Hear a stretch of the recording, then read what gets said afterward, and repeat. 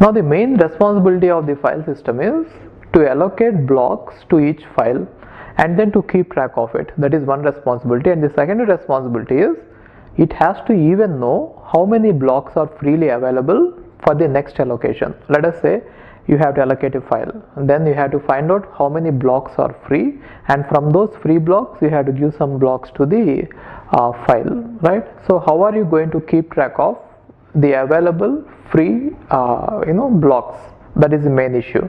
So various methods are used, but here we are going to discuss the main methods which are popularly used. Okay, so one method is bit vector. So in bit vector it says that for every block we are going to maintain a bit, right? One bit only, not a byte. For every block we are going to maintain a bit, and if the bit is 1, we consider that it is free. Otherwise it is, if it is occupied or if it is taken away by some file, it is made 0, right? What I mean to say is, let us say you have 10 blocks totally.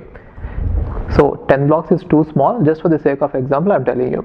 Now 1 bit will be given to each block. Let us say block number 0, block number 1, 2, 3, 4, 5, 6, 7, 8, 9, 10. So if we have 10 blocks, okay, 0 to 9, 0 to 10 is 11 blocks there. Okay, if we have 11 blocks, then each block will be given 1 bit. Initially all the blocks will be free, right? Now whenever you allocate any block to a file, let's say you have allocated block number 1, 3 and 4, then you are going to make them 0. So it is allocated to a file, it is allocated to a file, and it is allocated to a file, right?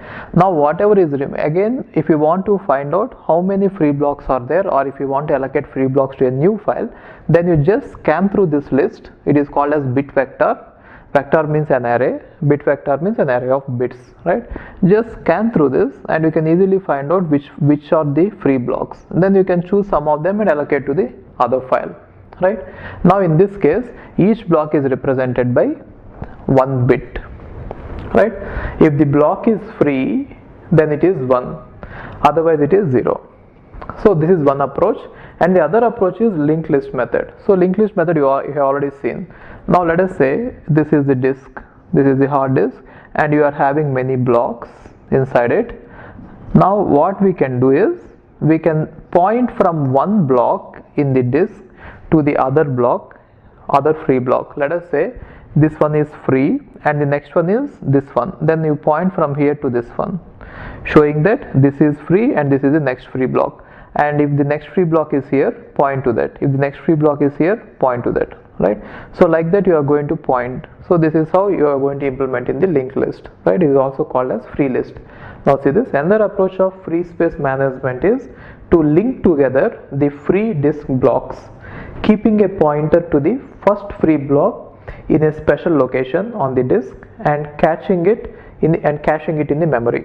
So in order to get all the free lists, you have to just store the first free list, right? So first free block, if you can save its location somewhere, if you can get the pointer to that, using that you can find out what are all the free blocks available. Got it? So these are the two approaches which are popularly used in free space management. Okay.